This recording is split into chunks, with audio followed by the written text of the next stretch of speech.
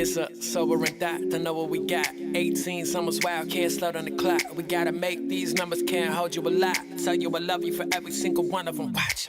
18 summers with you. I only got 18 summers with you.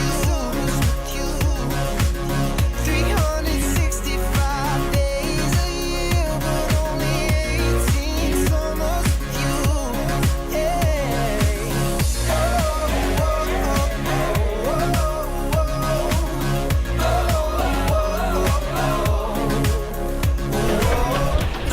Hey guys, last you caught up with us, we were in Fort Myers Beach, Florida. And right now, we're back in Kissimmee. We're down near Orlando, and we are taking a 2-week stint at an RV park out here that we've been at before, just kind of catching up and getting things in order before we head north into South Carolina. So, I wanted to walk you through a little bit of this video. We traveled across Florida Highway 75, which takes you from the Gulf Coast to the Atlantic coast of Florida, through the wilderness preserves that are there, including a panther preserve, which I did not know existed out here, but apparently it does. Along with that, we have nicknamed it Dead Turtle Highway, because it was pretty much littered with dead turtles, which was kind of horrific to see. Randy's sitting next to me right now laughing because of the names we came up with. It was really horrendous to see the amount of turtles that were killed on the highway. And it was gated off. It was fenced off on both sides. But somehow they seemed to get through there, and there was a lot of them, and they were somehow there was a lot of them, and they were dead for sure. Not really cool to see. So anyways, we crossed the state on Highway 75, and we wound up in Pompano Beach. Now in Pompano Beach, we discovered an air conditioning issue with our travel trailer, and I had a day of work to do, so I headed for Starbucks while I dropped Randy and the kids off at the beach. And the kids actually got a really cool opportunity that I'm sad to say that I missed, which is they got to go surfing for the first time. Really kind of neat and impromptu. A really nice gentleman at the beach my son got talking to was willing to let them try it, and so Halim and Halima both got to try their hand at surfing. So anyways, I'm going to give you that video now, and we'll talk about our next steps.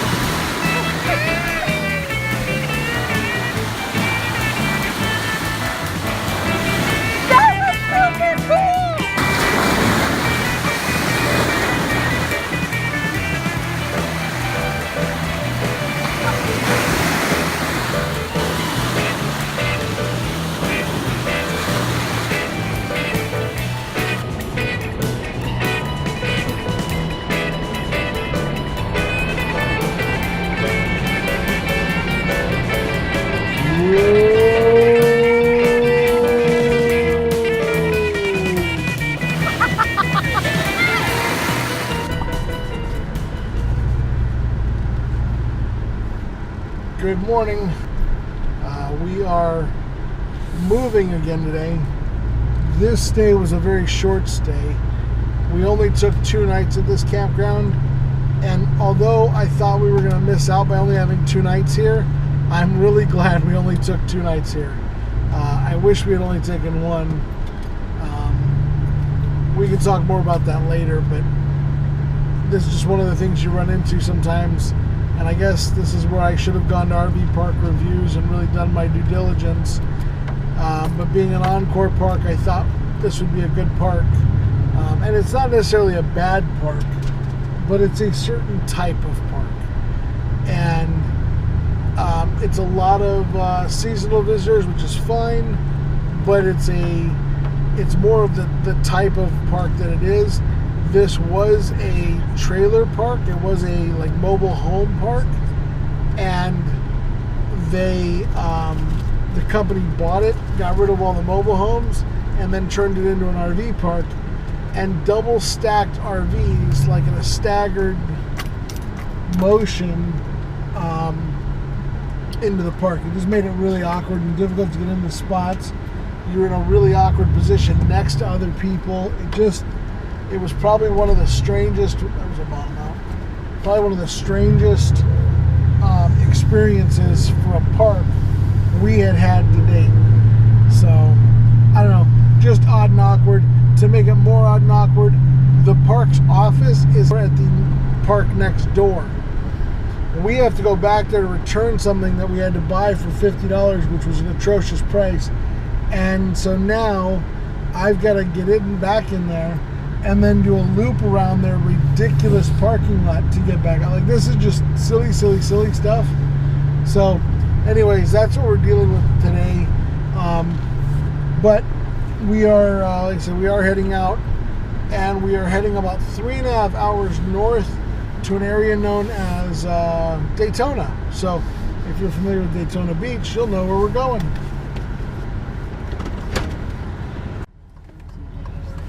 First world RV problems.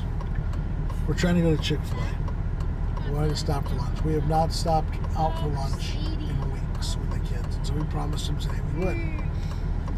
So heading north of the 95 towards our destination, we found a Chick-fil-A.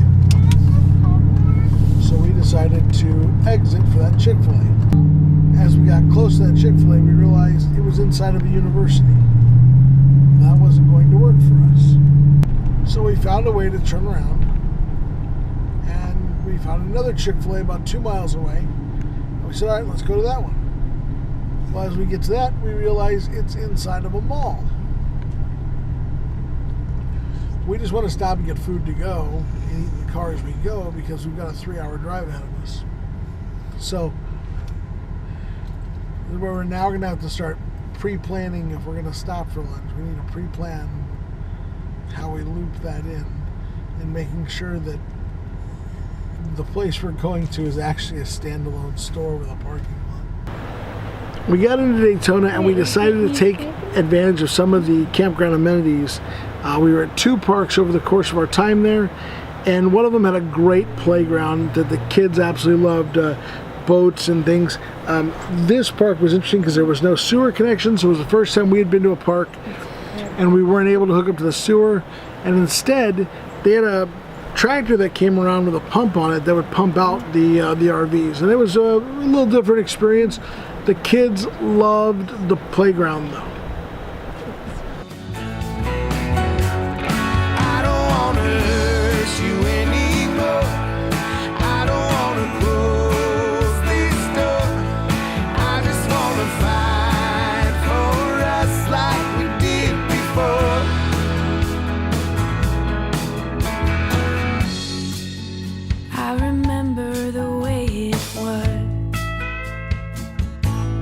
There was a gleam in your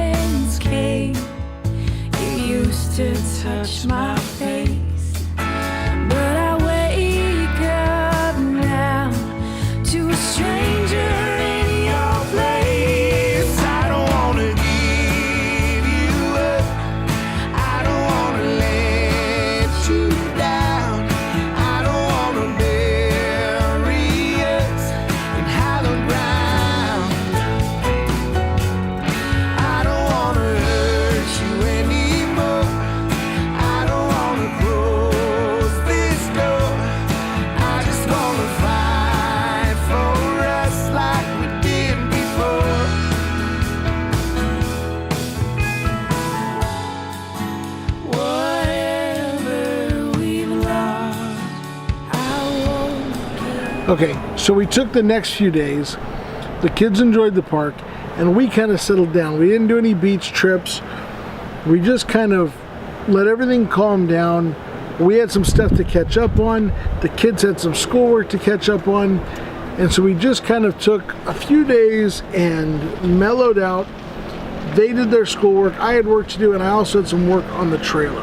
When we bought our travel trailer, we bought one knowing this one would be temporary. So we didn't buy the most expensive or the newest. This one needs a little work. And so one of my goals was to get a lot of that done before we start really traveling. So we've been venturing around Florida, and as you can hear from the truck pulling up, that's our Suburban. It's got some squeaks. I don't know if you can hear that or not, but there's definitely some squeak going on with that truck. And I think it's one of the pulleys. So we're tackling some of the issues around the RV, and now we're gonna start tackling a little bit of the issues with the truck before we start really traveling across the country. We wanted to do a lot of this from a place that was cooler and more of a relaxed environment for us. And so that's why we're here and we're doing what we're doing now. So, okay, so one of the problems we had was these stairs right in this area here. You can see that silver dot. That bracket broke. I think it was a rivet snapped, and these stairs dropped. Along with that, there is a screw back in here that posts into the RV that holds this bracket on for the steps. That was pretty much all the way out and twisted back, and so we had to straighten that out and do some work there. So this was my project yesterday. I still have the bottle jack under here, just because I haven't fully tested the weight on it, so I'm going to get to that today. One of my next projects is these leveling jacks here, or the stability jacks. Let's see if you can see them right under there. They're good, but they were poorly installed. They were only bolted on with one bolt when there was an opportunity to have four in there. So they're just not as stable as they could be. So I'm going to be redoing that. The next thing we've noticed is our gray water, when it's full and under pressure, has a small drip from one of the outlet lines. So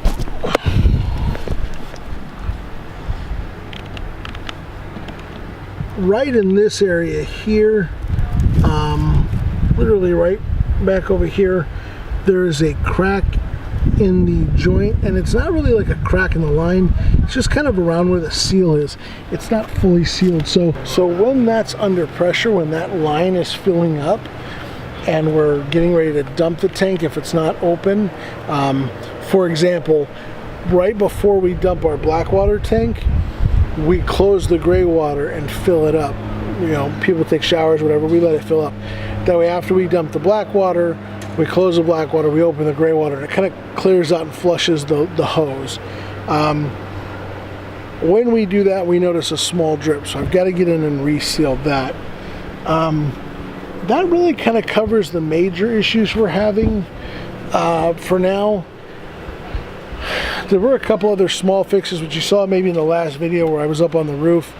We had a couple of leaks around some air vents, so I spent some time working on that. All right, so our time at Beulah Plantation was coming to an end. The kids were caught up on schoolwork. I was caught up on work. I was also caught up on working on the RV and getting some of the stuff done on that. I got an opportunity to work on some of the truck and get some of that situated. So we thought, you know what, as a family, let's take the last day and spend the afternoon at the pool. And so our last day at Beulah, we spent at the pool. The only pool I've gone into since we hit this trip, because I won't swim in chlorine pools, this one happened to be a heated saltwater pool, so I was game for it. I was good to go, and we had a great time. The kids took the waterproof GoPros into the pool and had fun, so we're going to leave you with that today. I hope you guys have a great week, and we'll catch you on the next one.